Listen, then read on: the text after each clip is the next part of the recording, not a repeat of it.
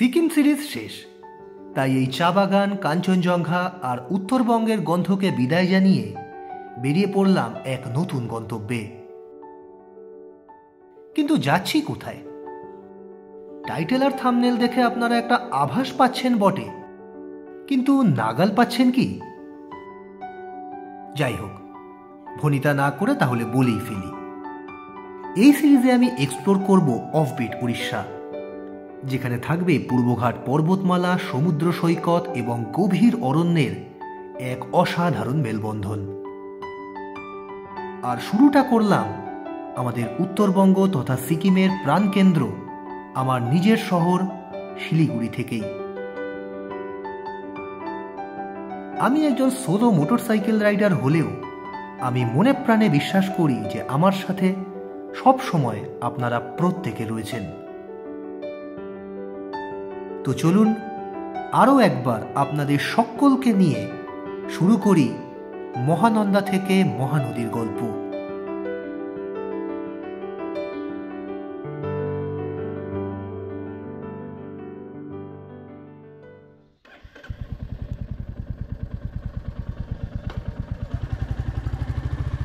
শিলিগুড়ি থেকে আমি স্টার্ট করে দিলাম, আর এদিকে এখন টাইম হচ্ছে সকাল 6:16।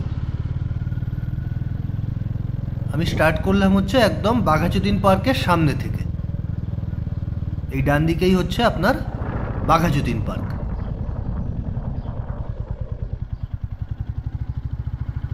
সামনেই আসবে ভেনাস মোড়, ওখান থেকেই আমি একদম মেন রোড পেয়ে যাব। আর তারপরেই একদম সেবক মোড়, দার্জিলিং মোড়, বাগডোগরা, ঘোষপুকুর হয়ে আমি এগিয়ে যাব একদম আমার ডেস্টিনেশনের দিকে।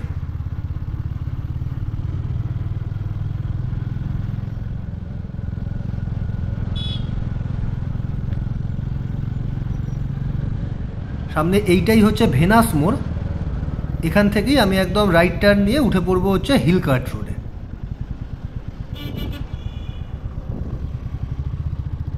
এই ভেনাস মোড় থেকে বাদিকের রাস্তাটাই বেরিয়ে গেল একদম এনজেপি রেল স্টেশনের দিকে।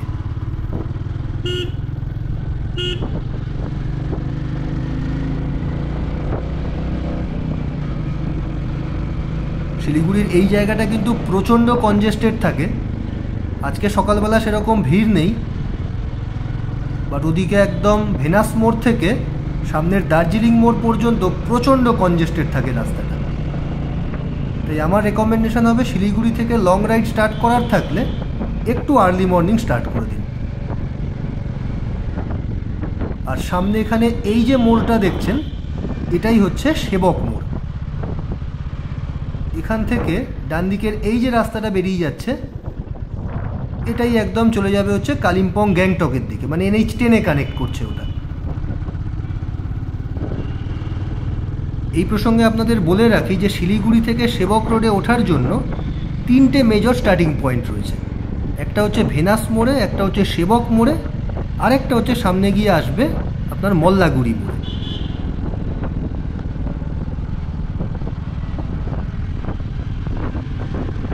আর এখানে সামনের এই যে মোড়টা, এটাই আপনার এয়ার ভিউ মোড়। এখান থেকে বাদিকে একটা রাস্তা যাচ্ছে, এই গাড়িগুলো সব বেরোচ্ছে, ওটাই আপনার চলে যাচ্ছে ফুলবাড়ির দিকে। অর্থাৎ আপনারা যারা ঘোষপুকুর বাইপাস অ্যাভেল করতে চান, তারা এই এয়ার ভিউ মোড় থেকে লেফট টার্ন নিয়ে ফুলবাড়ির রাস্তা ধরে নিন। বাট আমি যেহেতু বাগডোগরা হয়ে যাব, তাই আমি একদম মহানন্দা ব্রিজ অ্যাভেল করব।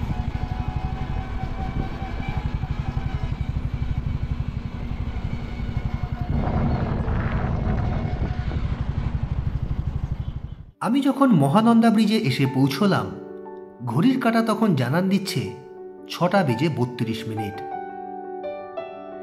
শীতের সকালে বাইকের স্পিড যখন 80 গণ্ডি অতিক্রম করে যায়, তখন সেই কনকনে ঠান্ডায় দারুণ একটা শান্তির বার্তা নিয়ে আসে সকালের প্রথম রৌদ্র। মনে হয় কিছুক্ষণ দাঁড়িয়ে এই রৌদ্রকে আবক্ষ গ্রহণ করি। কিন্তু আজকে সে সুযোগ কম, কারণ আজকে গন্তব্য অনেক অনেক দূরে। শিলিগুড়ি শহর থেকে প্রায় 1050 কিলোমিটার পাড়ি দিলে তবে আসবে উড়িষ্যার রাজধানী ভুবনেশ্বর শহর। তাই এই মুহূর্তে আমি শিলিগুড়ি শহরে যে সমস্ত মাইল ফলকগুলো দেখছি সবই আমার আজকের জার্নিতে ইররিলেভেন্ট। তাই সেসব উপেক্ষা করে শিলিগুড়ি শহরের বুক চিরে আমি এগোতে লাগলাম। একে একে পার করে গেলাম দার্জিলিং মোড়, খাপরাইল মোড় এবং বালাসন ব্রিজের মতো শিলিগুড়ি শহরের ল্যান্ডমার্ক লোকেশনগুলো।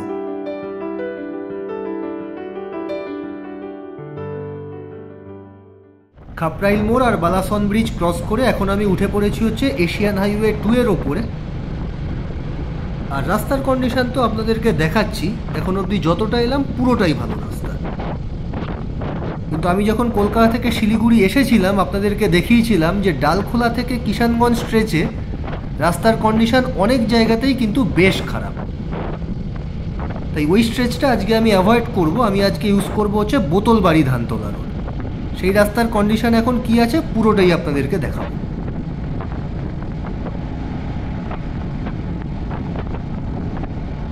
বাই দ্য ওয়ে, আমার এই ট্রিপের আইটিনারিটা চলুন আপনাদের সাথে এবার শেয়ার করে নিই।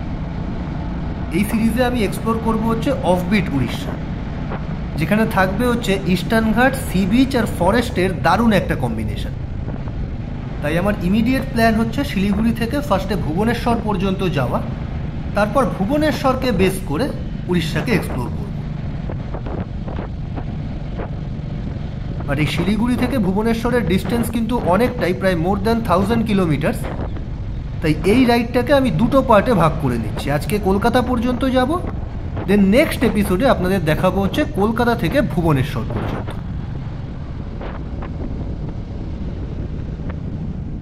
অর্থাৎ ইন্টেরিয়ার ওড়িশা এক্সপ্লোর করার আগে আপনাদের সাথে শেয়ার করব দুটো লম্বা রাইডের গল্প। একটা অতি পরিচিত রাস্তা, পরিচিত জেলা মহকুমা, পরিচিত রাজ্য, শিলিগুড়ি থেকে কলকাতার গল্প। আর একটা কলকাতা থেকে রাজ্যের গণ্ডি পার করে প্রতিবেশী রাজ্য উড়িষ্যার রাজধানী ভুবনেশ্বর পর্যন্ত যাওয়ার গল্প। মাঝে প্রায় 1050 কিলোমিটার রাস্তায় পার হয়ে যাব কত অচেনা গ্রাম, অজানা শহর, নগর এবং জনপদ। চোখের নিমেষেই একে একে পার করে গেলাম বাগডোগরা, ঘোষপুকুর এবং চোপড়ার মতো শহর। আর কত অজানা গ্রামই যে পার করে এসেছি তার তো হিসেবও নেই। চা বাগান, বিন্দু বিন্দু শিশিরকণা আর তার ভেতর দিয়ে সূর্যোদয়। মনে হচ্ছিল চোখের সামনে রোম্যান্টিসিজমের এক অসাধারণ নাটক চলছে। এই সব কিছু মন প্রাণ দিয়ে উপভোগ করতে করতে কখন যে দার্জিলিং জেলার গণ্ডি পার করে গেলাম বুঝতেই পারলাম না।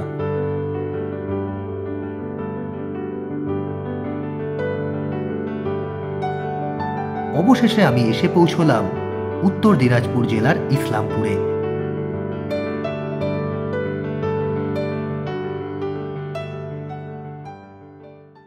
এখানে আমি ঢুকে পড়েছি হচ্ছে ইসলামপুর, আর এই ইসলামপুর হচ্ছে উত্তর দিনাজপুর ডিস্ট্রিক্ট। মোটামুটি ওই পশ্চিম মাদাটি টোল প্লাজা ক্রস করার পর একটু গেলেই আপনার দার্জিলিং ডিস্ট্রিক্ট শেষ হয়ে শুরু হয়ে যাবে হচ্ছে এই উত্তর দিনাজপুর ডিস্ট্রিক্ট।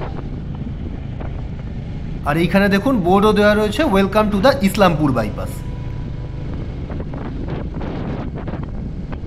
এই NH-27 এর ওপরে ইলুয়াবাড়ি থেকে আলিগঞ্জ পর্যন্ত অ্যাপ্রক্সিমেটলি ওই 11-12 কিলোমিটার স্ট্রেচই হচ্ছে ইসলামপুর বাইপাস।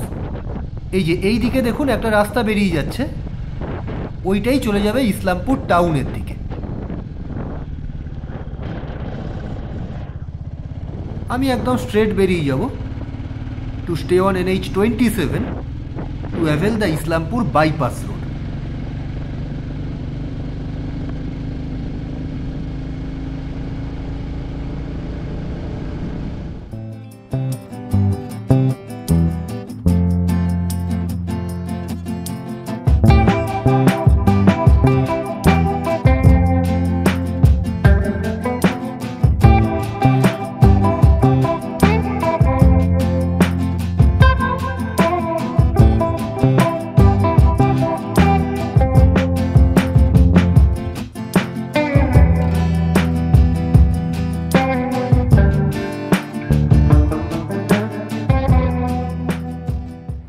আমি রয়েছি হচ্ছে ইসলামপুর বাইপাসের ওপরে। শিলিগুড়ি থেকে স্টার্ট করে টোটাল 75 কিলোমিটার রাইড করা হয়ে গেল। এখান থেকে ডালখোলা হচ্ছে আরও 53 কিলোমিটার। বাট এখানে যে কারণে দাঁড়ালাম সেটা হচ্ছে যে এই বোর্ডটা আপনাদেরকে দেখাবো, যে ইসলামপুর বাইপাসের ওপরে যদি কোনো বিপদে পড়েন তাহলে এই হচ্ছে হেল্পলাইন নাম্বারস, এখানে আপনারা কিন্তু কল করতে পারেন।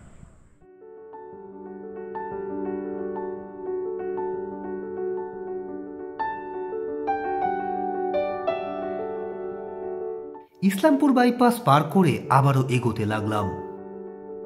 আকাশের নীল রঙের গাঢ়ত্ব হয়তো একটু কমেছে, কিন্তু শীতের সকালের মন ভোলানো এই সোনালি রোদ্দুর, দিগন্ত বিস্তৃত ক্ষেত আর তার ভিতর দিয়ে এগিয়ে চলা সাদা কালো কন্ট্রাস্টের এই 4 লেন বাইপাস আমাদের মতো ভবঘুরে পথিকদের জন্য এর থেকে ভালো কম্বিনেশন আর কি বা হতে পারে বলুন তো।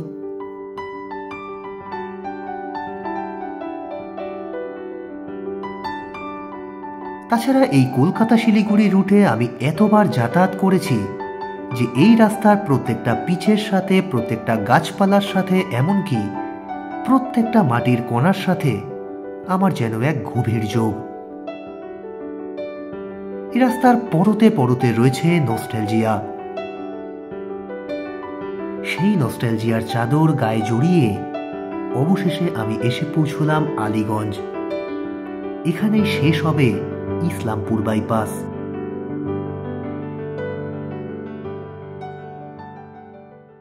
এখানে আমি ঢুকলাম হচ্ছে ধানতলা, আর লোকাল প্রোনাউন্সিয়েশন অনুসারে এটা হচ্ছে ধনতলা।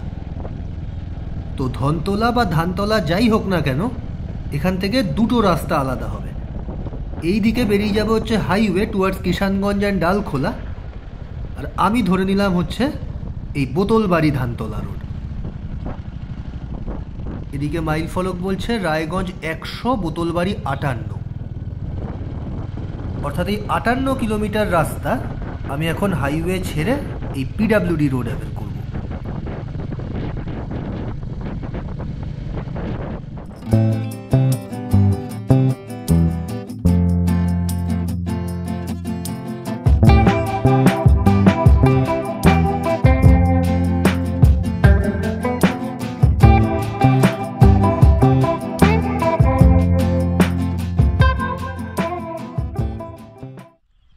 এই বোতলবাড়ি ধনতলা রোডে একটু দাঁড়ালাম।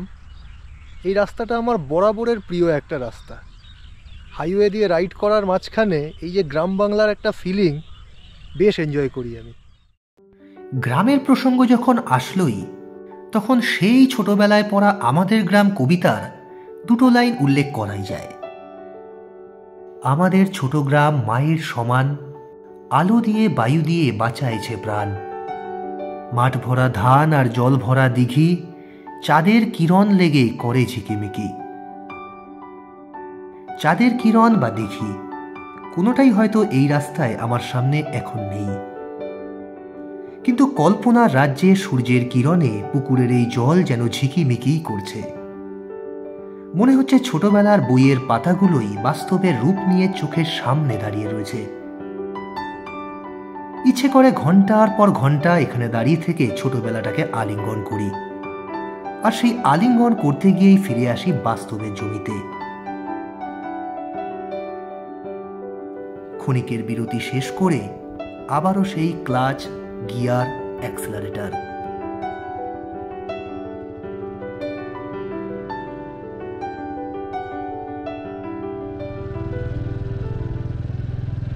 এখন টাইম হয়েছে হচ্ছে 8:53, আর আমি এখান থেকে আবার স্টার্ট করে দিলাম। আমি এই নভেম্বরের শুরুতেই যখন কলকাতা থেকে শিলিগুড়ি পর্যন্ত এসেছিলাম, তখন এই ডালখোলা কিষানগঞ্জ রুটটাই অ্যাভেল করেছিলাম। তখন আপনাদের দেখিয়েছিলাম যে ওই স্ট্রেচে এখন রাস্তার কন্ডিশন কিন্তু বেশ খারাপ। মানে ওই তাপ্পি দেওয়া রাস্তা, মাঝখানে মাঝখানে গর্ত, ফলে বেশ অসুবিধা হয়েছিল ওই দিন। তো সেই কারণেই আজকে আমি এই রাস্তাটা অ্যাভেল করলাম। এই রাস্তাটার কন্ডিশন বেশ ভালো, মানে এখন অবধি যতটা এসেছি পুরোটাই ভালো রাস্তা পেয়েছি।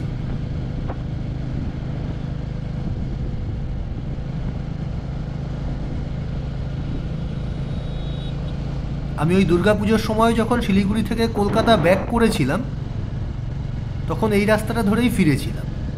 তখনও আপনাদেরকে দেখিয়েছিলাম যে 70 to 75% রাস্তা তখন ভালোই ছিল। মেজরলি যে পোর্শনটুকু খারাপ পেয়েছিলাম সেটা হচ্ছে ওই ধানতলা থেকে ঢোকার ঠিক পরপর। আজকে কিন্তু সেই পোর্শনটা ভালোই পেয়েছি, অর্থাৎ একেবারে নিউলি কনস্ট্রাক্টেড রাস্তা। কিন্তু এই রাস্তার সবথেকে বড় যে প্রবলেমটা আমার মনে হচ্ছে সেটা হচ্ছে দুদিকেই যেহেতু রেসিডেন্সিয়াল এরিয়া, তাই এখানে স্পিড মেনটেন করাটা কিন্তু একটু ডিফিকাল্ট। বাট তাও ওই 50-55 স্পিড আপনি কিন্তু মেনটেন করতেই পারবেন।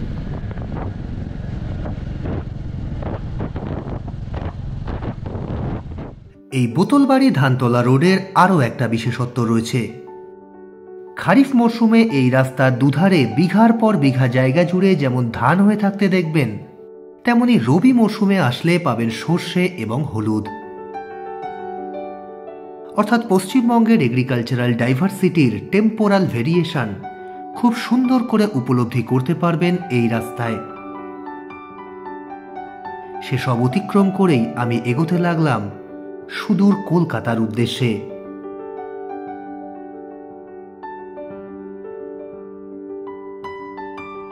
মাঝখানে অবশ্য স্ট্রিট ফুড কর্নার থেকে আজকের ব্রেকফাস্ট সেরে নিয়েছিলাম উত্তর দিনাজপুরি স্টাইলে।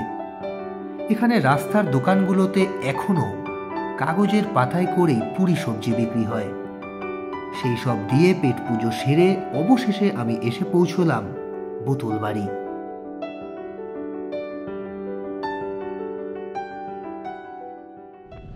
এখানে মাইল ফলক বলছে রায়গঞ্জ বাদিকে আর ডালখোলা হচ্ছে ডান দিকে। এই জায়গাটাই হচ্ছে বোতলবাড়ি। এখান থেকেই আমি আবার পেয়ে যাব হচ্ছে একদম প্রপার হাইওয়ে।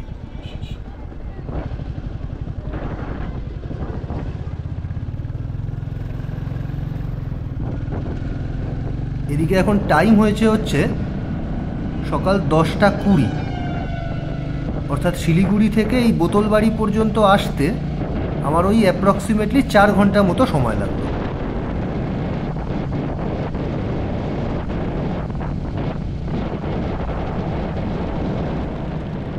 বোতলবাড়ি ধানতলা রোডের কন্ডিশন আজকে যা দেখলাম তাতে এখন প্রায় 90%ই ভালো রাস্তা। তাই আমার মতে এই রাস্তাটাই এখন আপনাদের ফার্স্ট প্রায়োরিটি হওয়া উচিত, মানে given the condition of the Dalkhola Kishanganj route. আর এই রাস্তাটা অ্যাভেল করলে ডিস্টেন্সও আপনার প্রায় 20 কিলোমিটার মতো কম হয়। গুগল ম্যাপে ওই রাস্তাটা শুধুমাত্র 2 হুইলারের জন্য রেকমেন্ড করলেও আজকে কিন্তু ওখানে প্রচুর 4 হুইলারেরও মুভমেন্ট দেখলাম। বাট আমার যা মনে হলো তাতে পিক আওয়ার্সে ওই রাস্তায় 4 হুইলার নিয়ে না গেলেই বেটার হবে।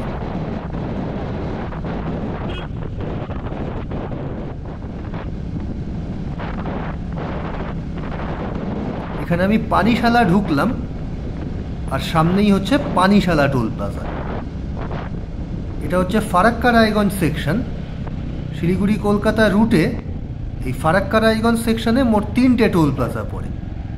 পানিশালার পরে আসবে হচ্ছে গাজল টোল প্লাজা, তারপরে হচ্ছে 18th মাইল টোল প্লাজা।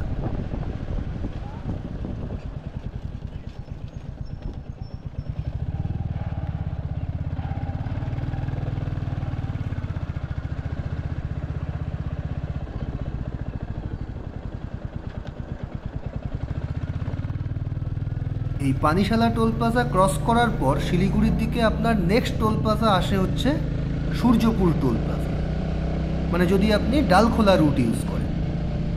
আর যদি বোতলবাড়ি রোড ইউজ করেন তাহলে একদম সূর্যপুর টোল প্লাজা বাইপাস হয়ে গিয়ে পানিশালার পরেই আসবে হচ্ছে পশ্চিম মাদারি টোল প্লাজা।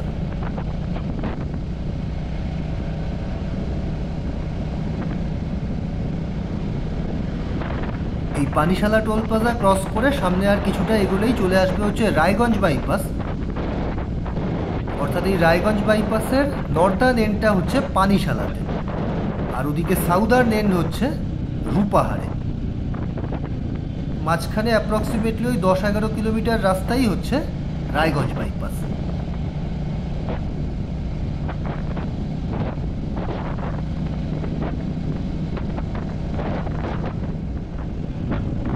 এখানে আমি রায়গঞ্জ বাইপাসের এন্ট্রি পয়েন্টের একদম সামনে চলে এসেছি।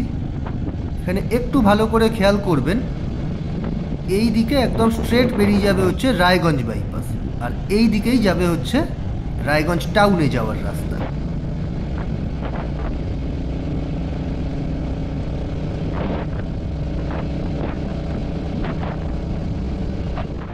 রায়গঞ্জ বাইপাস ধরে যত সামনের দিকে এগোচ্ছি, উত্তরবঙ্গের গন্ধ যেন ক্রমশ ফিকে হয়ে আসছে।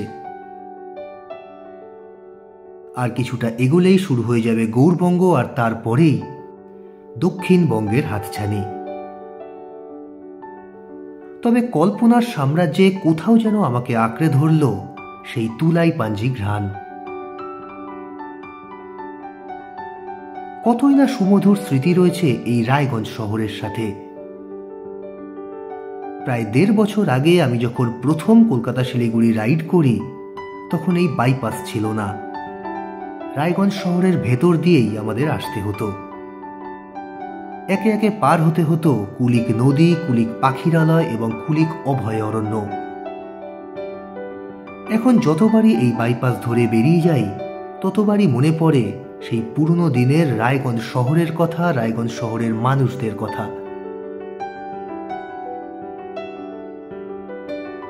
সেসব গল্প না হয় পরে কোনো একদিন আপনাদের শোনাবো।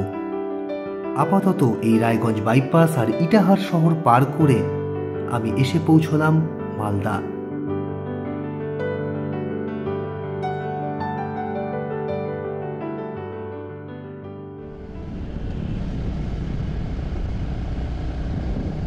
এদিকে এখন টাইম হয়েছে হচ্ছে সকাল 11:13, আর আমি উত্তর দিনাজপুর ডিস্ট্রিক্ট শেষ করে ঢুকে পড়লাম হচ্ছে মালদা ডিস্ট্রিক্টে।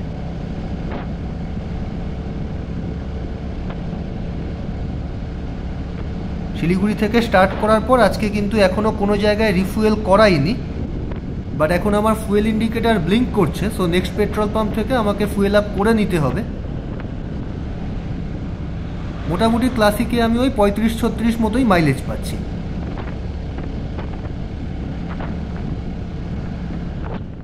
মধ্যাহ্নের দোরগোড়ায় আমি এখন যাচ্ছি ঐতিহ্যবাহী মালদা জেলার ওপর দিয়ে। বহু ইতিহাসের সাক্ষী গৌড় এবং পান্ডুয়া এই জেলাতেই। যে জায়গায় বিজয়রথ ছুটিয়েছেন শশাঙ্কের মতো রাজা বা বখতিয়ার খিলজির মতো মিলিটারি জেনারেল, সেই জায়গার ওপর দিয়ে নিজের বাইক চালিয়ে যাচ্ছি।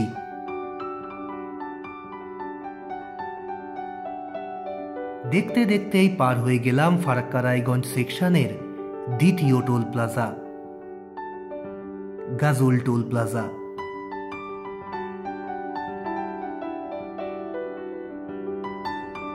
মাঝে অবশ্য একবার খাওয়ার জন্য দাঁড়িয়েছিলাম, তবে আমি নিজে খাওয়ার জন্য নয়, দাঁড়িয়েছিলাম বাইককে খাওয়ানোর জন্য, যার ভরসায় আজকে আমি পাড়ি দিচ্ছি সুদূর দক্ষিণবঙ্গে।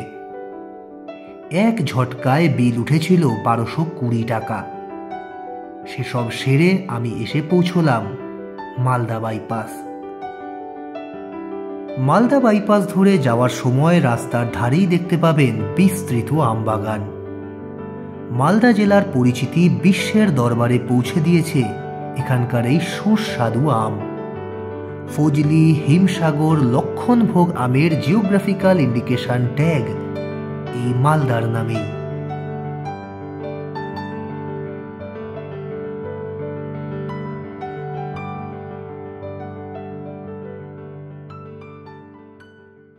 ঘড়ির কাঁটায় এখন সময় হয়েছে দুপুর 12টা, আর আমি শিলিগুড়ি থেকে স্টার্ট করে টোটাল 246 কিলোমিটার রাইড করে ফেললাম। এখন আমি মালদা বাইপাসটা জাস্ট ক্রস করেই এখানে দাঁড়ালাম।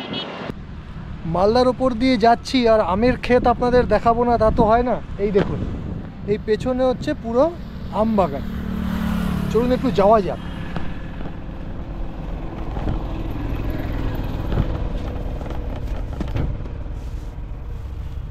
পুরো জঙ্গল,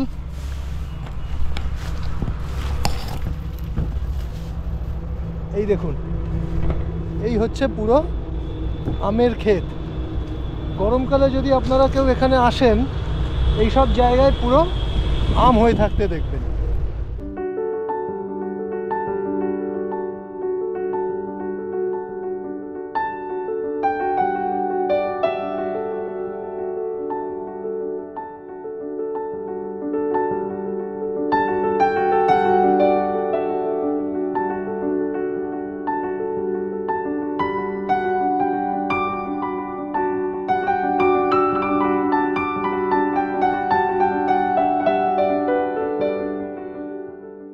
মালদা ক্রস করে আমি এখন এগোচ্ছি হচ্ছে ফারাক্কার দিকে।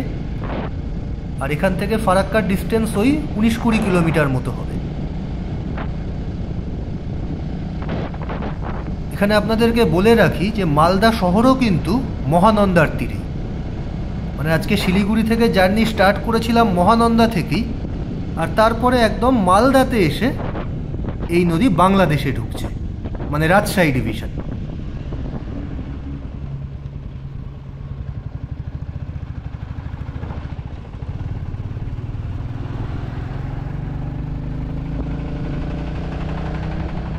ও বাই দ্য ওয়ে, আমি আমার ভিডিওগুলোতে এরকম ছোট ছোট জিওগ্রাফিক ইনফরমেশান শেয়ার করি বলে আমার কোনো একটা ভিডিওতে দেখলাম আপনারা একজন কমেন্ট করেছেন যে আমি জিওগ্রাফি গ্র্যাজুয়েট কিনা। তো এই প্রসঙ্গে বলি যে কোনো একটা সাবজেক্টে গ্র্যাজুয়েট হতে গেলে যে হিউজ নলেজ থাকা দরকার, জিওগ্রাফিতে সেই নলেজ আমার একেবারেই নেই। তবে এটা ঠিক যে জিওগ্রাফির প্রতি আমার একটা আলাদা ভালোবাসা রয়েছে,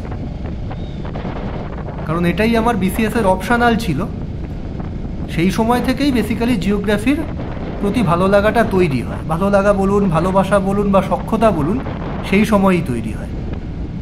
আর জিওগ্রাফি সাবজেক্টটা এমন একটা সাবজেক্ট যেটা কিন্তু ঘরের চার দেওয়ালের মধ্যে বসে পড়া যায় ঠিকই, তবে সেই ফিলটা আসে না। তাই জিওগ্রাফিকে ভালোবেসেই আমার এই বাইক নিয়ে বেরোনো। আমি কতটা রাইডার হতে পেরেছি জানি না, বাট শুরুটা এভাবেই হয়েছিল।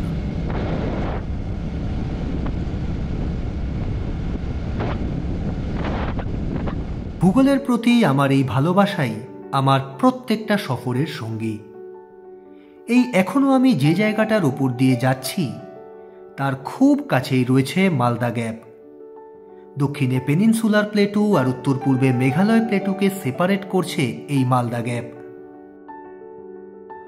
অন্য কোনো সময় হলে হয়তো এগুলো বলাই হতো না, কিন্তু ভূগোলের প্রসঙ্গেই যখন কথা হচ্ছে আর মালদার উপর দিয়েই যখন যাচ্ছি, তখন এটা না বললে হয়তো একটু অন্যায়ই হতো।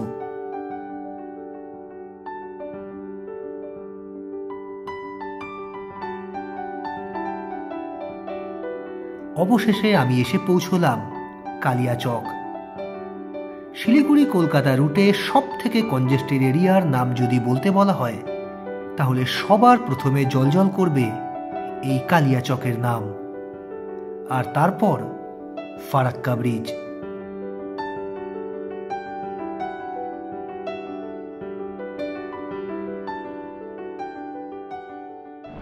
কালিয়াচক আর ফারাক্কার জ্যাম কাটিয়ে এখন আমি এগোচ্ছি হচ্ছে বহরমপুরের দিকে। আর এই ফারাক্কা ব্রিজ ক্রস করে এপাশে আসার সাথে সাথেই আমি কিন্তু মালদা জেলাও শেষ করে ঢুকে পড়েছি হচ্ছে মুর্শিদাবাদ জেলায়।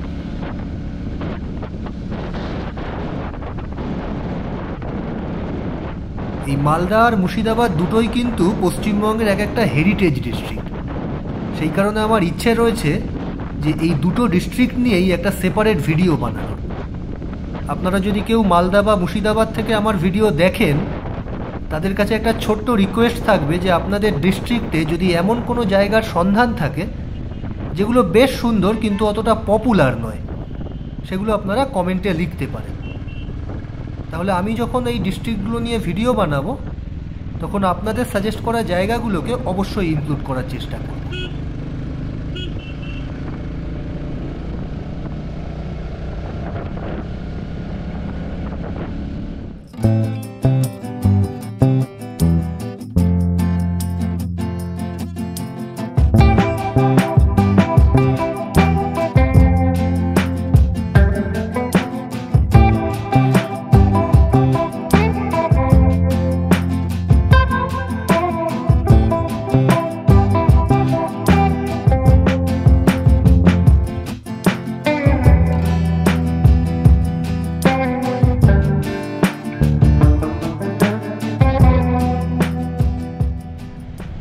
এখন আমি রয়েছি হচ্ছে আহিরন ব্রিজে, আর এই নিচেই হচ্ছে ফারাক্কা ফিডার ক্যানাল।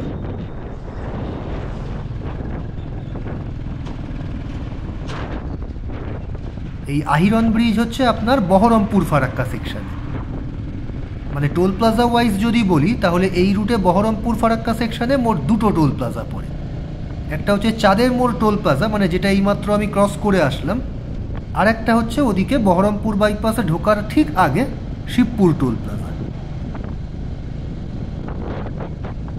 এই আহিরন ব্রিজ থেকে ওদিকে ওই চাঁদের মোড় টোল প্লাজা পর্যন্ত রাস্তার আপ লেনটা কিন্তু অনেক দিন ধরেই বন্ধ রয়েছে, ফলে এই ডাউন লেন দিয়েই দুপাশের গাড়ি মুভ করছে। আর এইখানে এই বোর্ডটা একবার দেখুন, emergency helpline number Baharampur Farakka highway.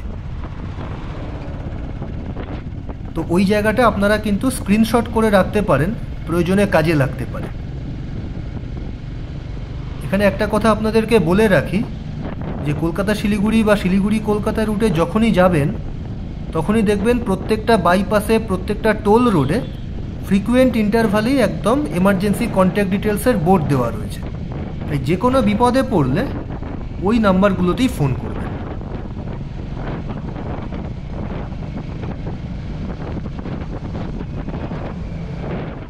Ahiran থেকে আমি যত সামনের দিকে এগোলাম এক এক করে পার হয়ে গেল মোরগ্রাম, পলসন্ডার মতো শহর। আমি এসে পৌঁছলাম শিবপুর। এখান থেকেই একদিকে বেরিয়ে যাবে বহরমপুর শহর, আর একদিকে যাবে বহরমপুর বাইপাস।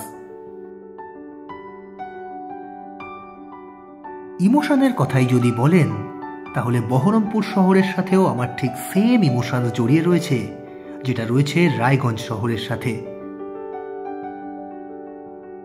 কারণটাও সিমিলার। 1.5 বছর আগে যখন প্রথম কলকাতা শিলিগুড়ি লং রাইড করি তখন বহরমপুর বাইপাসও ছিল না। বহরমপুর শহর, ভাগীরথীর তীর আর রমেন্দ্র সুন্দর ত্রিবেদী ব্রিজ জড়িয়ে রয়েছে কতই না মধুর স্মৃতি। কিন্তু এখন সেসব অতীত, কারণ এখন রয়েছে 4 লেন বহরমপুর বাইপাস।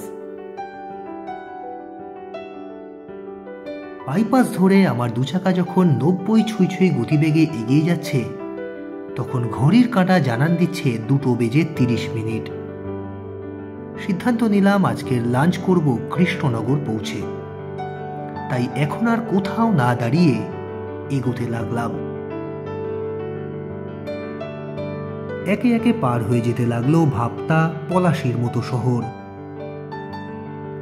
এই সেই পলাশী যেখানে হয়েছিল 1757 সেই বিখ্যাত যুদ্ধ।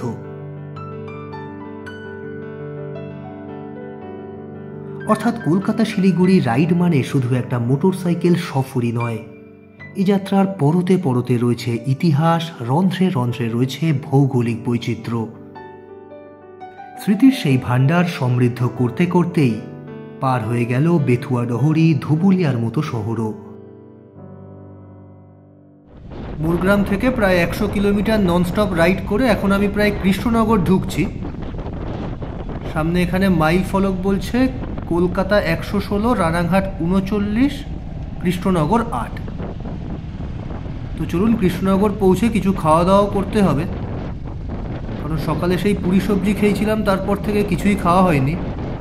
আর এখন টাইম হয়েছে হচ্ছে 4:08, মানে শিলিগুড়ি থেকে স্টার্ট করে প্রায় 10 ঘন্টা মতো রাইড করা হয়ে গেল। দিন গড়িয়ে রাত নামল। আমিও কৃষ্ণনগর থেকে কিছু খাওয়া দাওয়া সেরে শুরু করে দিলাম আজকের ফাইনাল ল্যাপ। চেনা রাস্তা, চেনা গন্ধ, চেনা পথের বাঁক পার করে গেলাম রানাঘাট, চাকদা, আমডাঙ্গা, এমনকি বারাসাতও। আর মাত্র কিছুক্ষণের অপেক্ষা, তারপরেই পৌঁছে যাব মধ্যম গ্রামের বাড়িতে। আমরা যারা কর্মসূত্রে বাইরে থাকি তাদের জন্য বাড়ি সব থেকে বড় ঘুরতে যাওয়ার জায়গা, এ কথায় কিন্তু কোনো দ্বিমত নেই। আর আজকের গল্পটাও এখানেই শেষ করব। নতুন রূপের এই উপস্থাপনা আপনাদের কেমন লাগলো তা জানার আগ্রহ রইল। যদি ভালো লাগে তাহলে লাইক করে শেয়ার করে দিতে পারেন। পরের পর্বে আপনাদেরকে দেখাবো সিটি অফ জয় কলকাতা থেকে সোল অফ ইন্ডিয়া উড়িষ্যার গল্প। তো চলুন আজকে তাহলে এখানেই শেষ করছি। সকলে ভালো থাকবেন, ধন্যবাদ।